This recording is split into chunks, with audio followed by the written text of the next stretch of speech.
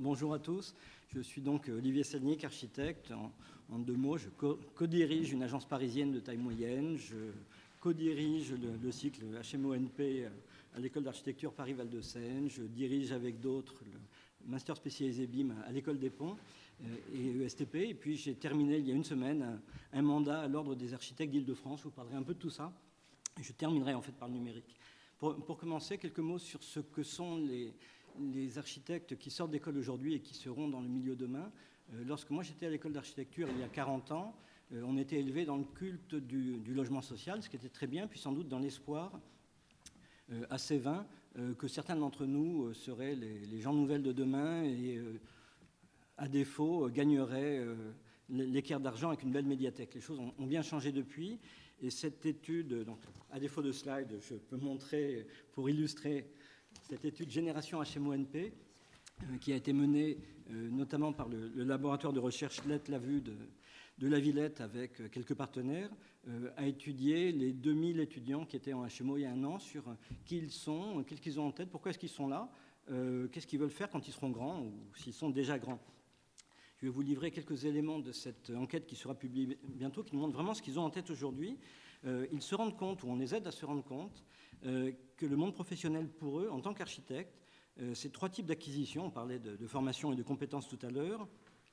Des savoir-faire techniques sur les normes et les labels de la construction, des savoir-faire managériaux, ça c'est déjà un peu neuf, à mon époque on n'en parlait pas du tout, et puis des savoir-être, une prise de conscience des aspects éthiques de l'activité, des engagements, des positionnements idéologiques, des responsabilités, ça non plus. On n'en parlait pas et aujourd'hui ils ont vraiment ça en tête sur ce rôle à jouer en tant qu'acteur, et non pas seulement apprendre les différentes facettes professionnalisantes du métier, ou même pas simplement choisir sa voie professionnelle pour plus tard. On leur parle d'enjeux contemporains, de systèmes d'acteurs, de métiers, des défis à relever pour le monde de demain. Et même si cette enquête dit qu'ils sont 95% à penser à s'engager d'ici 10 ans dans la maîtrise d'œuvre en son nom propre, vraiment signer des permis de construire et agir en tant qu'architecte, beaucoup ont des voies différentes ou divergentes. Dans mon groupe de 12 étudiants l'an dernier, au moins 3 d'entre eux, soit 25%, disaient « Moi, je viens là pour pouvoir porter le titre d'architecte, mais partager l'éthique et la culture. Je ne serai jamais architecte, je veux faire de l'urbanisme. » Pour l'une d'entre elles, c'était même la façon d'agir sur la ville, c'était de faire de la politique et pas seulement du projet urbain.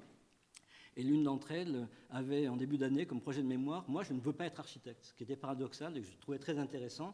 Si être architecte, c'est être dans le système actuel de valeurs, de privatisation, de libéralisme rampant, c'est pas ça que je veux faire, je n'ai pas envie de m'associer à ça. Ils se rendent compte donc de formations très, très riches et variées, et puis de plus en plus mettent en avant des questions de pluriactivité, de pluridisciplinarité, de monter des processus, donc d'expérimenter des nouvelles façons de travailler, des nouvelles formes de travail. On leur parle de valeurs d'épanouissement personnel. C'est pas seulement un architecte, c'est pas seulement quelqu'un qui se tue dans des charrettes, même si c'est pour la bonne cause. De valeurs sociales et humanistes, de valeurs environnementales, de valeurs professionnelles, de valeurs entrepreneuriales, parce que nous sommes aussi des entrepreneurs et surtout pas des artistes. Une génération consciente de ses spécificités, qui se considère responsable de l'avenir de la planète. C'est pas rien. Donc, qui considère qu'il y a des enjeux et qu'on est tous là, chacun à nos façons et avec la chance d'avoir un rôle très particulier, pour dénoncer la mainmise de l'économie néolibérale, des valeurs de la consommation, la montée en puissance des acteurs privés. Ils décrivent une mutation de la profession qui conduit à une crise identitaire. Ils ont une intention de se démarquer de ce qui a fondé la reconnaissance dans la génération antérieure, le design, le style, etc. Ce n'est pas ça qu'ils veulent faire pour beaucoup d'entre eux. Ils souhaitent se mettre à l'écoute et laisser le projet à celui à qui il appartient réellement, le client, l'usager. On parle de plus en plus de maîtrise d'usage.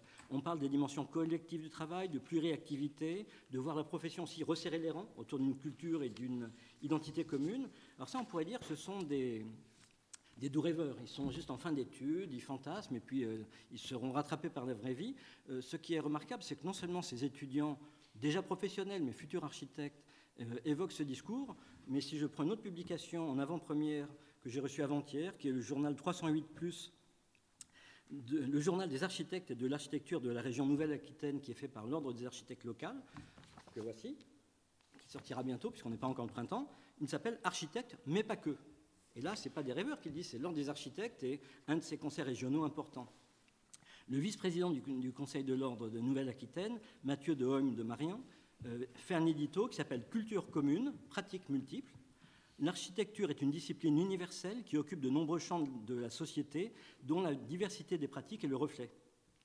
Les démarches transversales, expérimentales et engagées participent aux réponses à apporter à la complexité de notre monde. Les compétences de chacun s'enrichissent et se questionnent l'une l'autre. C'est exactement ce qui a été exposé auparavant et qui va être développé par cette chaire. Ils ont chez eux une commission prospective métier et nous avons participé, j'y étais également, à un séminaire en octobre à Nantes qui a réuni des architectes de 9 conseils régionaux qui nous interrogions sur architecte demain. Qu'est-ce que c'est qu'un architecte demain ? Qu'est-ce qu'il doit être, qu'est-ce qu'il doit devenir, et puis quel est son rôle ou ses responsabilités. Il s'agit de parler de métier d'architecte dans son ensemble. Alors, je ne vais pas vous lire toute la publication, je vous invite à vous y retourner, mais ça parle des architectes, les autres architectes, architectes et journalistes, architectes et enseignants, architectes et médiateurs. On parle de culture architecturale, architectes et chercheurs, l'architecte comme domaine de recherche, architectes et programmistes pour intervenir en amont des projets, architectes et experts amiables dans la construction et dans les désordres, architectes et scénographes ou photographes, voyageurs dans le temps et dans l'espace, et ainsi de suite. Donc c'est déjà quelque chose qui est dans les têtes aujourd'hui, dans ceux qui sont aux manettes, qui défendent non pas la profession en tant que telle, qui défendent l'architecture au service du public. Et puis quelques mots, puisque tu m'y invitais, sur le numérique qui nous touche et nous percute depuis longtemps aujourd'hui, qui concerne les architectes, qui, ça a été aussi dit tout à l'heure, comme toute nouveauté, peut être perçue, si on arrive à en identifier les enjeux. J'essaie d'expliquer ça à mes confrères depuis fort longtemps et à mes différents étudiants également, qu'il y a des opportunités à travers le numérique qui s'offrent à nous dans le monde de l'architecture. On parle bien sûr du BIM qui émerge depuis quelques années. Le BIM est sorti de terre réellement en 2014, c'est il y a 7 ans, on est au tout début de l'histoire. En fait, pour beaucoup, on découvre des choses nouvelles qui étaient déjà là en germe depuis l'apparition des premiers outils de maquette numérique pour les architectes sur les premiers micro-ordinateurs en 1984, donc 30 ans avant. Certains découvrent qu'on sait produire automatiquement une coupe à partir de maquettes, d'autres le font depuis 35 ans désormais. Il y a des risques. Le principal risque pour les architectes, c'est de passer à côté de ces choses-là et de les ignorer en pensant que ce n'est pas intéressant pour eux, et tout bêtement de passer à côté de l'accès à la commande, parce que de plus en plus de maîtres d'ouvrage, de projets bâtis et urbains, demandent à leurs maîtres d'œuvre de travailler en numérique, font des demandes parfois pertinentes, parfois excessives, qu'il faut comprendre, auxquelles il faut pouvoir répondre, ou qu'il faut parfois réfuter si elles sont exagérées. Et puis il y a aussi un risque on verra ce que l'intelligence artificielle, qui est encore bien pauvre, sera demain, un risque éventuel de perte de contrôle des architectes. Aujourd'hui, on nous donne des outils automatisés faits pour nous.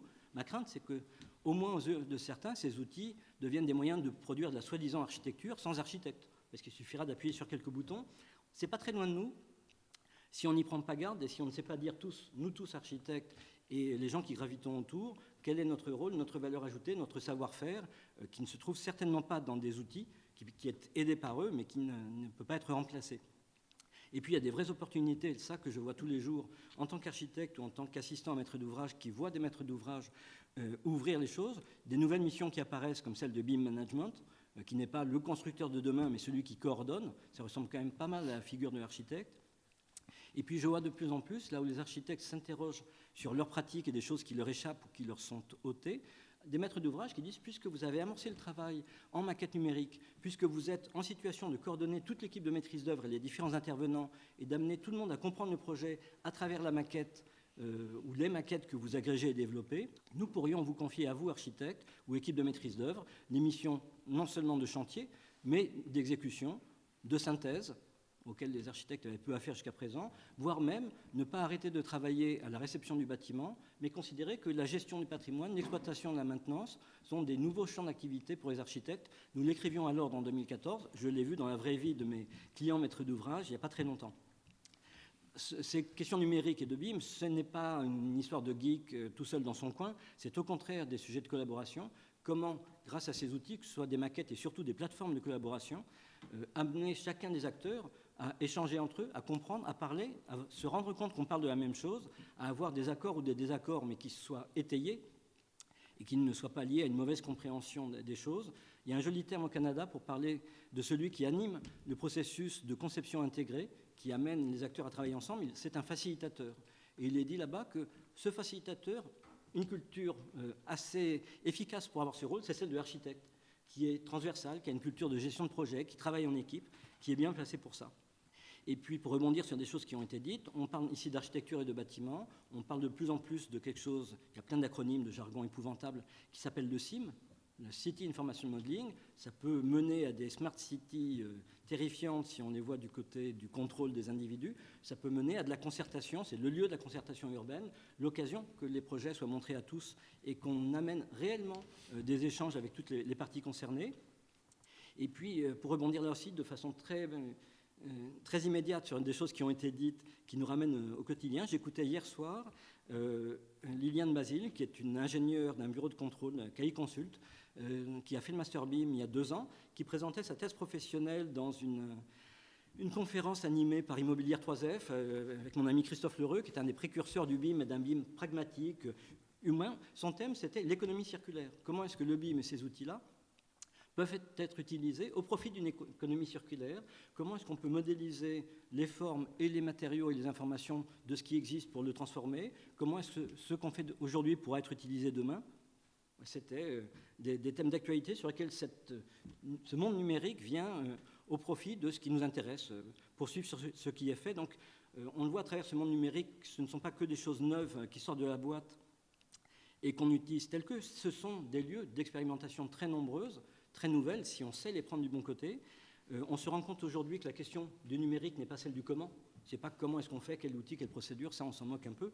C'est avant tout celle du pourquoi. Pourquoi est-ce qu'on nous demande de faire quelque chose, que ce soit un projet, ou de le mener d'une façon ou d'une autre? Et si on ne sait pas répondre à cette question, je dis souvent qu'il ne faut rien faire. La question après, c'est avec qui, au profit de qui, avec quels acteurs. Et puis, on parle d'expérimentation, et je terminerai là-dessus. Parmi les expérimentations en cours qui touchent ces différentes échelles, actuellement, il y a plusieurs expérimentations menées, entre autres par l'État ou par des collectivités, sur l'instruction des permis de construire à l'aide de maquettes numériques BIM. On est raccord entre le bâtiment, les différents acteurs, l'échelle du territoire, la grande échelle. Et la question, c'est comment est-ce que chacun peut mieux appréhender les projets, peut mieux appréhender les règles d'urbanisme et accepter ou refuser un projet en toute connaissance de cause. Je termine donc par ces expérimentations en cours.